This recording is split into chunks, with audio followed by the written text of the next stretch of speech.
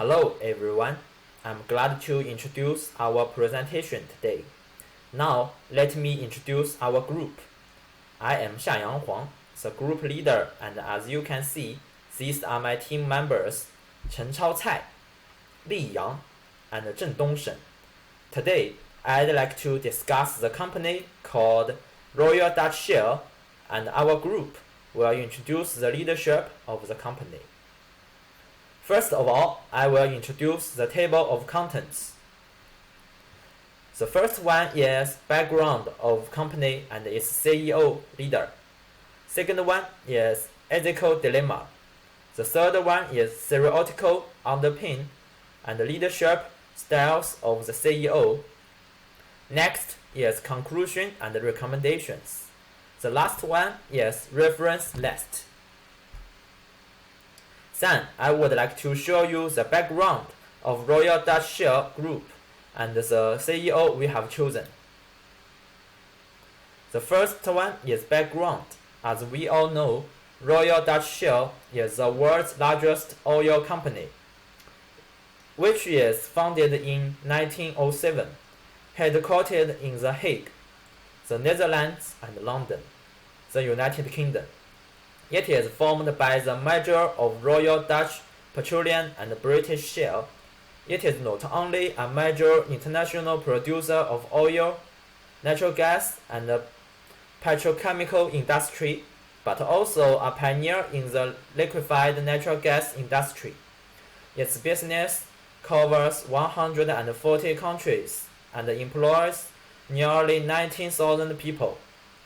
Its oil and gas production accounts for 3% of the world's total production respectively. Next, I will introduce the CEO of the company. Ben van Beurden took office as CEO in 2014, lasting for 9 years, and left office in January 2023. He has 39 years old of extraordinary career in Shell and has become an outstanding CEO in 9 years. In the past 10 years, he has been the pioneer of Shell's transformation to the net zero emission energy business by 2050 and has become a leading industry spokesman for some of the most important issues affecting society. Not only that, Van Beurden has technical experience in deepening the integration of downstream and natural gas businesses, but also has senior management experience in LNG and the chemical industry.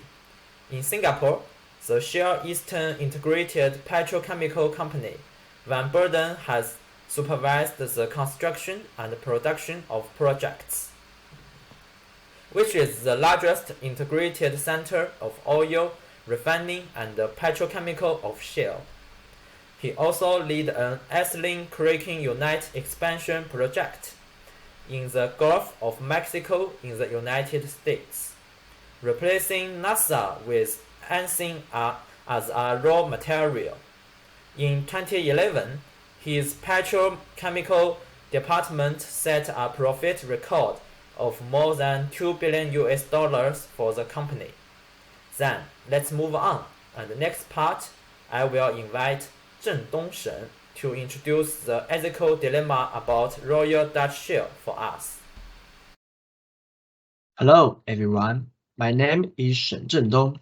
This part focuses on a recent real-world ethics dilemma at Royal Dutch Shell, an oil and gas company led by Ben van Beurden.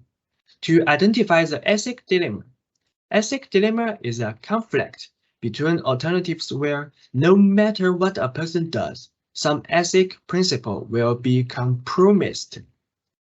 Analyzing the options and their consequences provides the basic elements for decision making. As energy companies, they have been condemned by environmental concerns.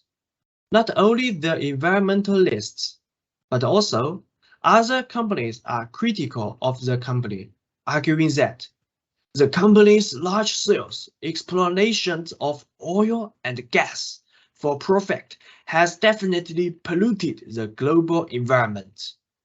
So, in 2021, a court in The Hague ordered that Shell must reduce its carbon emissions by 45% by 2030. Judge Larissa Alvin said Shell must reduce its carbon dioxide emissions immediately, adding that the ruling would have a profound impact on the company and could depress the Shell Group's potential growth. Now, the current ethic dilemma faced by the band is whether the Shell should continue to exploit fossil fuels for profit at the cost of damaging the environment, or increase investment in environmental protection while ensuring that the company's profit to protect the Earth's ecological environment. Without a doubt, of course, Ben chose the latter, investing in new technologies to protect the environment. He takes sustainability and environmental responsibility very seriously, and it shows in his decisions. First, in Ben's investment plan, he decided to invest in second-generation biofuels and carbon capture and storage projects to find alternative energy sources. Second, he discussed the use of natural gas and wind power increased use of renewable and non-pollution energy, and they need to reduce the greenhouse gas emissions and oil spills. With his continuous effort through these decisions and investment, the company's image had been effectively improved. It already changed the company's image while making the profit. It also takes into account environmental protection and research and development of new energy technologies. When Ben is facing a difficult ethic dilemma, which is if the profit is the main goal, of course, there is no need to protect the environment. But in the choice of moral dilemma, protecting the living environment of all human beings is more important than interests. That's all.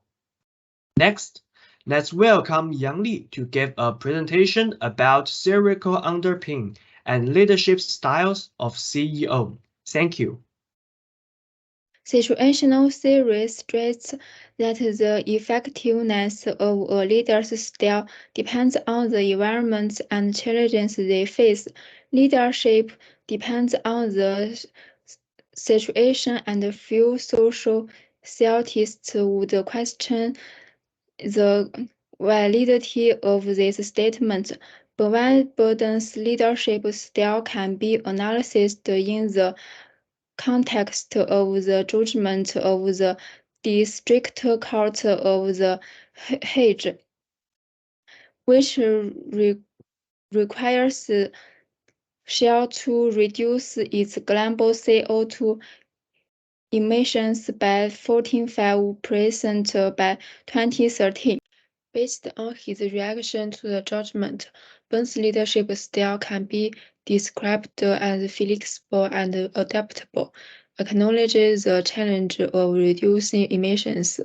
He set a new target to reduce the absolute emissions of Shell's operations by 15% compared to 2016.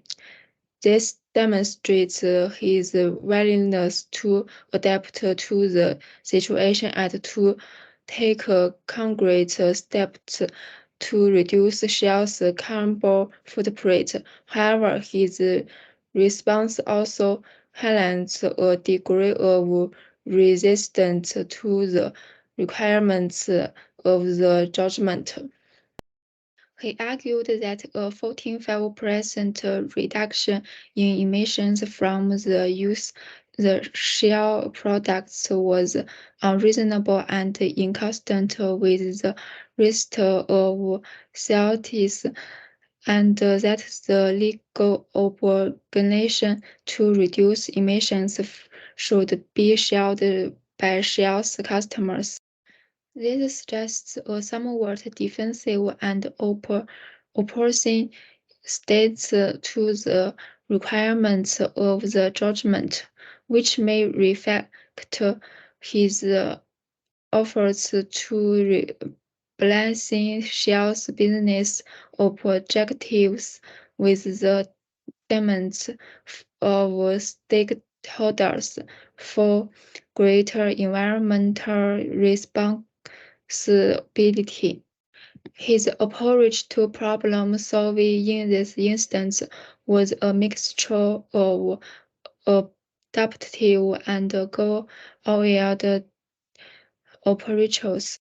In early 2021, Ben launched Shell's strategy Powering Progress to transform Shell for the future.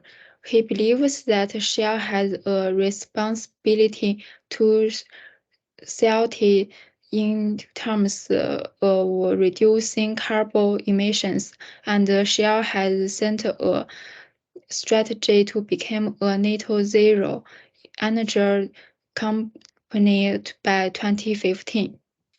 In the face of such large challenges, Wimbledon's leadership style is characterized by a willingness to make hard decisions and take risks to become an innovator.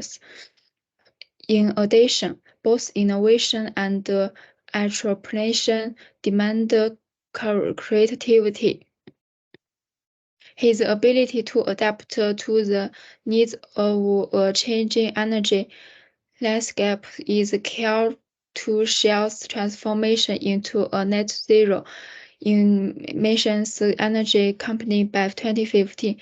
He sets out a blueprint for how Shell can reposition itself, increase investment in environmental protection, protect the planet's ecology, and meet the energy needs of the future with clean, green, and low carbon energy.